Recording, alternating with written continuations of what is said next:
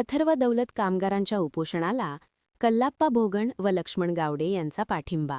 गेल्या 8 दिवस सुरू असलेल्या दौलत साखर कारखान्याच्या कामगारांच्या बेमुदत आमरण उपोषणाला माजी जिल्हा परिषद सदस्य कल्लाप्पाण्णा भोगण व सामाजिक कार्यकर्ते संजय गांधी निराधार योजना अध्यक्ष लक्ष्मण गावडे यांनी उपस्थिती दर्शवत या उपोषणाला पाठिंबा दिला.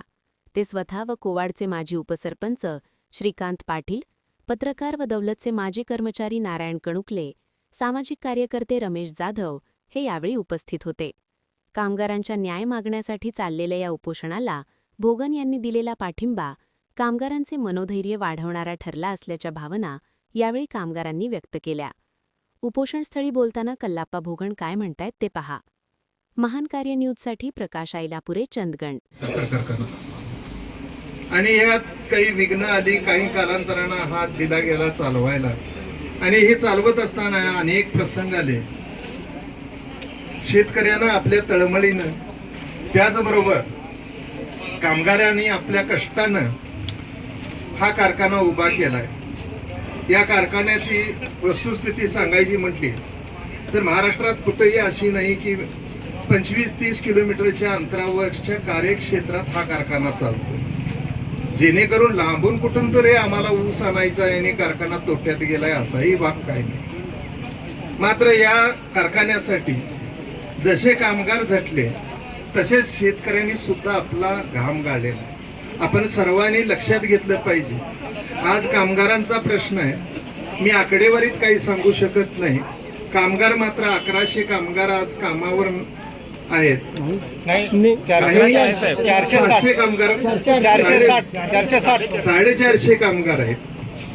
आज बघितलं तर अनेक समस्या इथे आम्हाला दिसून येत आहेत. अनेक रिटायर झाले या कामगारांचा जो प्रॉव्हिडंट फंड असतो, काही गोष्टी त्यांचे सुद्धा कारखान्याकडनं येणं आहे ते अद्याप मिळालेलं नाही. ग्रॅज्युएटी असू दे, काही शेतकऱ्यांच्या शेअर्स रक्कमा सुद्धा इतक्या मोठ्या झाल्या की त्या कारखान्यात त्या पडू नाहीत. त्या शेतकऱ्यांना सुद्धा त्या शेअर्स रकमा सुद्धा माहीत नाहीत. आज बघितलं तर जे इतकं उत्पन्न या कारखान्याचं तयार करून दिलं, ज्या वेळेस कारखाना बंद पडला त्या काळात बघितलं तर दुसरा कारखाना एखादा जन्मास घालता येईल अशा पद्धतीची साधन सामुग्री या कारखान्याची होती. मात्र काही कालांतरानं हा कारखाना दिला गेला चालवायला, आणि चालवायला दिल्यानंतर आज कारखान्याची पोझिशन बघितल्यानंतर कामगारांचे छळ, शेतकऱ्यांच्यावर अन्याय, आणि हा सगळा भाग जर बघितला तर आम्ही किती या कारखान्यापासून फायदा घेतो, किती कुटुंब याच्यापासून सुखी झाली.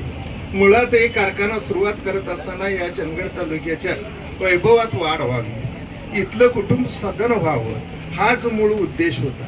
मात्र अद्याप शासन दरबारी याचा विचार न होता हे जे चाललंय हो प्रकार योग्य नव्हे. तर शेतकऱ्यांचेच पैसे मिळाले पाहिजेत. ऊस गेलेलेच तेवढे पैसे असं नाही, पण शेअर्स रकमा आहेत त्याही शेतकऱ्यांचे मिळाला पाहिजे. दुसरी गोष्ट सांगायचं म्हटलं तर आज 39 वर्षाच्या करारानं कारखाना दिलाय, आणि 39 वर्षाच्या कारखान्यात किती 6 वर्ष कारखाना चाललाय ना, 7 वर्ष कारखाना चाललाय. आणि या 7 वर्षाच्या कारखान्यामध्ये 39 मध्ये 7 गेले, राहिले 32 वर्ष. 32 वर्षामध्ये एकही सभासद या कारखान्याचा जिवंत राहणार नाही, ही वस्तुस्थिती आहे. 32 वर्षे जे सभासद आहेत ते सुद्धा जिवंत राहणार नाही. मग आता आपण काय करायला पाहिजे? या कामगारांचा प्रश्न सोडवत असताना शेतकऱ्यांची काही राहिलेली बिलं बी मिळाली पाहिजे, शेतकऱ्यांच्या शेअर्स रकमा मिळाल्या पाहिजे, आणि जे मयत सभासद झाले त्या मयत सभासदांचा वारसा सुद्धा झाला पाहिजे. आणि त्यानंतर हा कारखाना काढत असताना या चंदगड तालुक्यातल्या शेतकऱ्यांची मुलं, जी लेकरं आहेत, ही कुठेतरी तिथं सर्व्हिसला लागली पाहिजे, त्यांना नोकरधंदे सर्व्हिस मिळाला पाहिजे. या उद्देशानं हा कारखाना काढलेला आहे. सहकार माध्यमातून हा कारखाना चाललेला आहे. वैयक्तिक किंवा कंपनीच्या मालकीचा कारखाना नव्हे.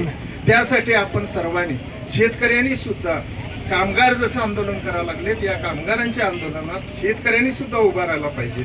आणि कामगार सुद्धा, या तालुक्यातले जे कामगार आहेत यांचेच वडिलांनी ऊस घातलेला आहे, त्यामुळे यांच्या मुलांचा सुद्धा समावेश झाला पाहिजे. यांची उन्नती झालेली नाही, कामगारांची उन्नती झाली नाही, शेतकऱ्यांची उन्नती झाली नाही. सहकार कसा म्हणायचा, तर सर्वांनी आपण एकत्र यायला पाहिजे आणि आक्रमण केलं पाहिजे. मी मगाशी सांगितलं, भारत देश स्वतंत्र होत असताना काही शांती सेनेची माणसं पुढे आली.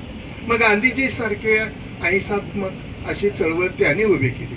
सेना एखादी पाहिजेत आपल्यावर आक्रमक करायसाठी, सुभाषचंद्र बोस सारखे माणसं जन्मास आली. अशा क्रांतीवीरांच्या मुळे भारत देश स्वतंत्र झाला. आपण बी तशाच पद्धतीने गेलं पाहिजे. मागचा जो ईवेचा प्रकल्प जो घालवला गेला, तशाच पद्धतीनं तसेच ऍक्शन आपण सर्वांनी घेतली पाहिजे आणि याच्यात कामगार, शेतकरी आणि तरुण वर्ग समाविष्ट झाला पाहिजे. या मताशी माझं मत मी मांडत असताना अनेक ह्याच्यात घटक आहेत.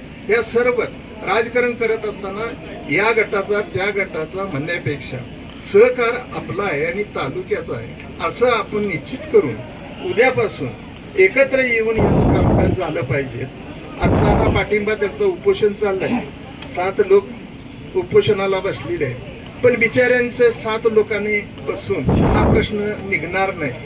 कारण ज्या वेळेस चळवळ झाली त्यावेळेस अनेक, मग ते राजगुरू असतील, भगतसिंग असतील, असे अनेक वेगवेगळ्या भागातून क्रांतीवीर झाले. तसेच क्रांतीवीर या चंदगड तालुक्यातून झाले पाहिजेत आणि त्या पद्धतीनं झालं तरच आमचा हा प्रश्न निघेल. मला एवढीच विनंती करायची आहे की आज आमच्या तालुक्याचे आमदार मागच्या वेळेला प्रश्न त्यांनी सॉल्व केला, तशाच पद्धतीनं हा सुद्धा प्रश्न सॉल्व करावा.